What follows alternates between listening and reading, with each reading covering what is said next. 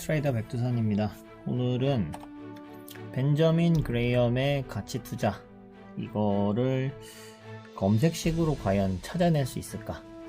진짜 벤저민 그레이엄의 가치 투자를 검색식으로 찾아낼 수는 없어요. 왜냐면 이 가치 투자라는 게 검색식으로 그냥 뚝딱 나올 수 있을 정도로 간단한 것이 아닙니다. 그렇기 때문에 여기에서 검색되는 종목들이 정말 좋은 종목이다 이렇게 말할 수는 없겠지만, 그래도 뭐 상폐되진 않을 종목들이 나오겠죠. 뭔가 가치가 실제 그 기업의 가치보다 저평가된 이제 그런 기업들이 검색은 돼 나올 수 있을 것 같습니다. 그러니까 진정한 가치 투자는 이런 식으로 검색식으로 할 수는 없고요.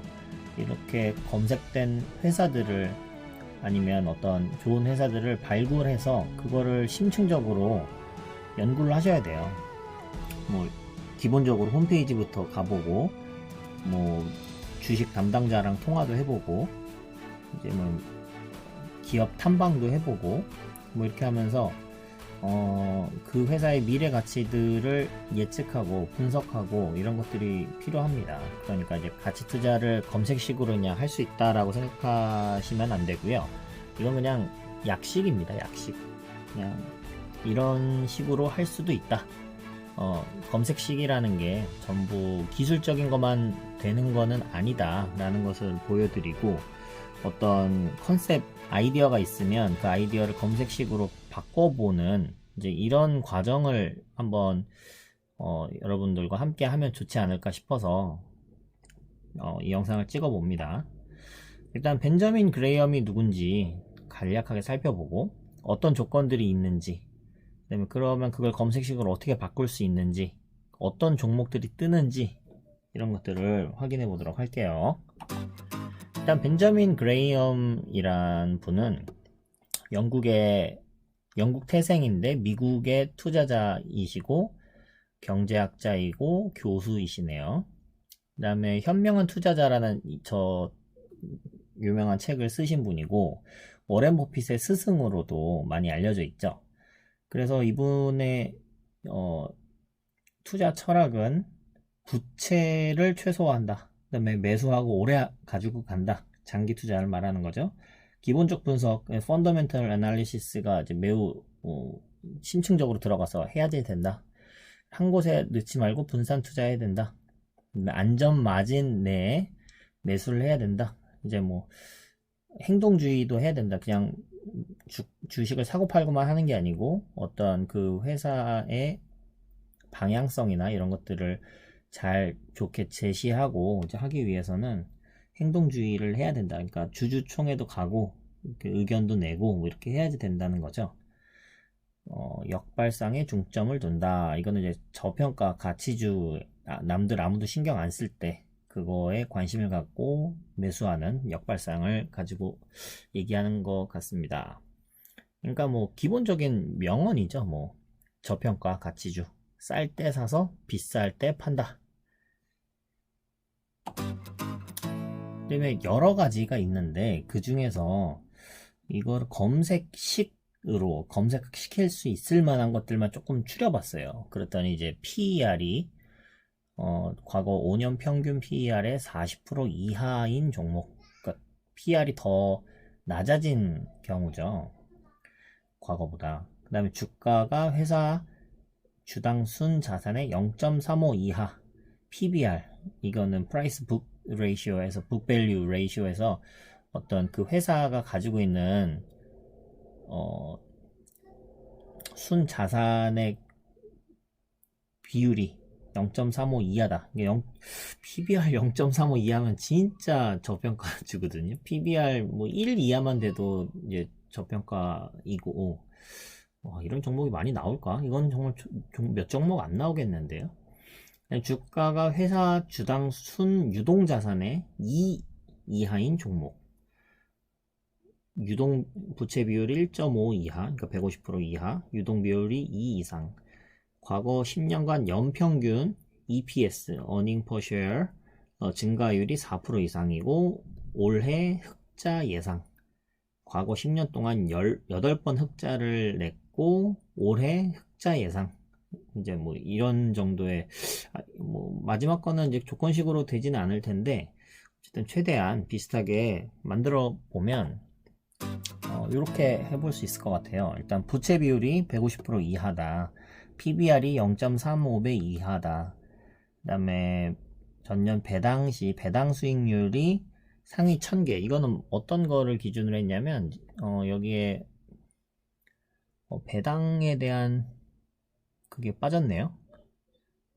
배당에 대한 조건이 지금 여기에 빠져 있는데 배당이 뭐 얼마 이상 요거를 그 기준을 제가 봐서 이걸 추가를 한 겁니다. 근데 정확하게 얼마 이상 이렇게 할 수가 없기 때문에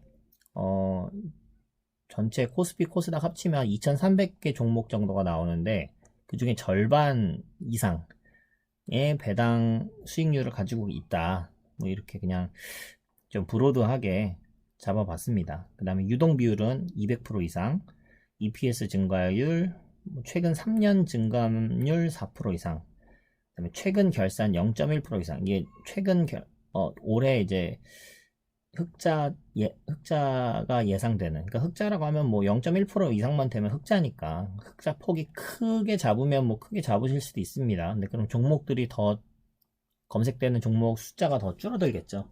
그러니까 이런 수치들은 뭐 이 벤자민 그레이엄이 말했다고 뭐 이거 딱딱 지켜야 되는 것도 아니고 이렇게 했더니 너무 검색이 안 돼. 그러면은 이거를 200%로 올리기도 해보고 PBR 0.35 이건 좀 너무 심한 것 같아. 그럼 PBR 0.5로 올려보기도 하고 뭐 유동비율 200% 이건 너무 심한 거 아니야? 이러면 유동비율 150%로 바꾸고 이런 식으로 수치는 변경이 가능해요. 이건 좀 예시를 들었다고 생각하시면 됩니다.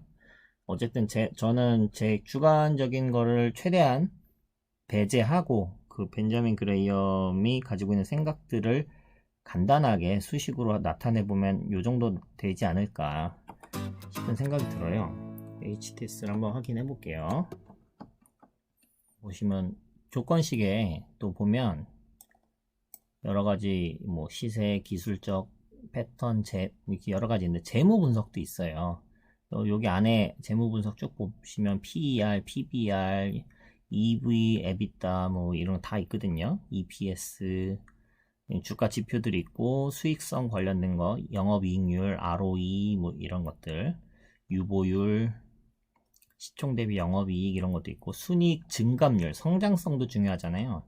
이런 것들도 있고 안정성의 부채 비율이 어떻게 되냐, 유동 비율이 어떻게 되냐 이런 것들이 있습니다. 이것도 잘 활용을 하셔서 검색식을 만드실 수 있으면 좋겠어요. 그래서 일단 여기에 나와 있는 아까 보여드린 그 조건들을 가지고 검색을 해보면 13개 종목이 나옵니다.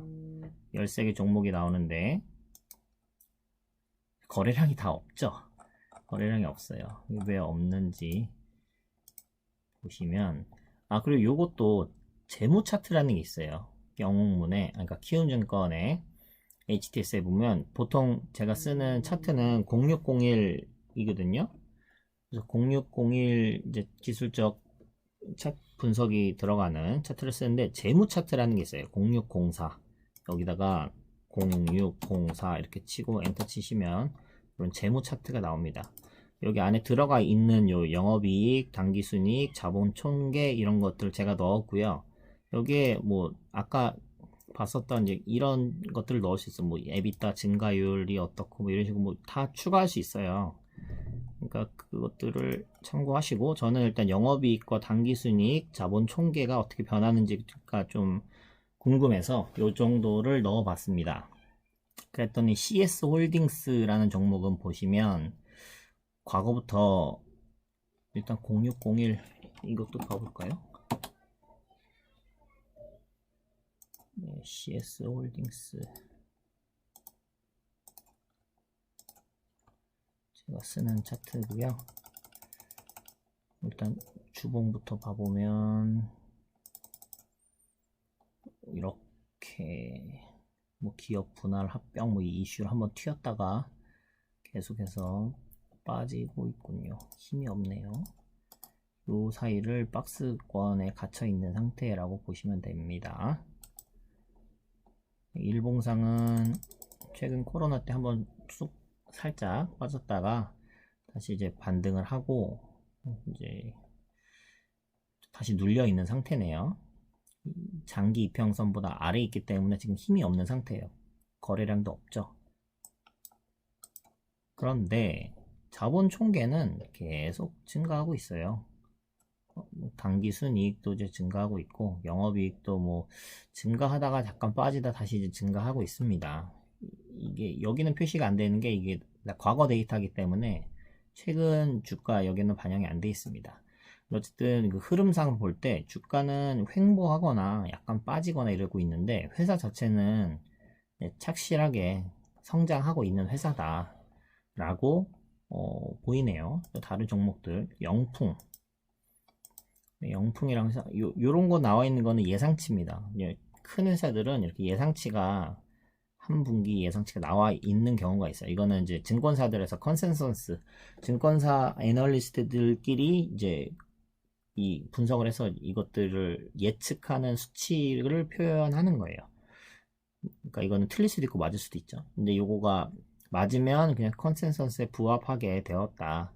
이거보다 좋게 나오면 컨센서스를 상회하는 어닝 서프라이즈 나왔다. 이거보다 밑으로 내려가면 컨센서스를 하회하는 어닝 쇼크가 나왔다. 뭐 이런 식으로 얘기하는 거죠. 이건 예측치입니다. 그러니까 참고만 하시면 돼요. 여기도 보시면 자본은 계속 잘 증가하고 있다는 것을 알 수 있습니다. 근데 주가는 여기서부터는 쭉 빠졌네요. 자, 화천기공 이것도 자본은 쭉 올라가고 있는데 당기순이익이 조금 불안하네요. 영업이익도 좀 불안하고 근데 주가는 그거에 비해서는 좀 많이 빠진 상태로 보입니다.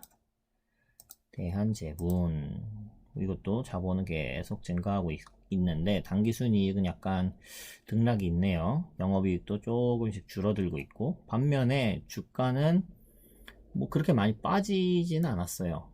여기서도 그냥 박스권을 움직이고 있는 정도의 흐름을 보이고 있습니다.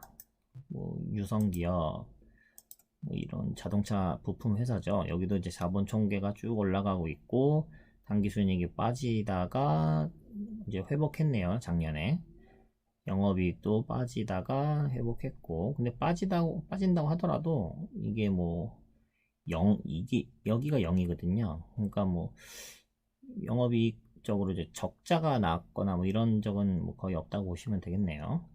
그런데 그거에 맞춰서 주가는 하락하다가 이만큼 이제 작년에 회복이 됐는데 주가는 아직 반영이 안 된 상태라고 볼 수 있겠습니다.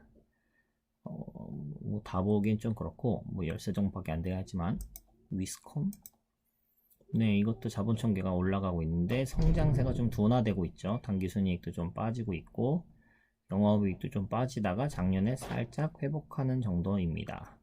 그에 맞춰서 주가도 쭉 빠졌고 이제 살짝 회복했죠.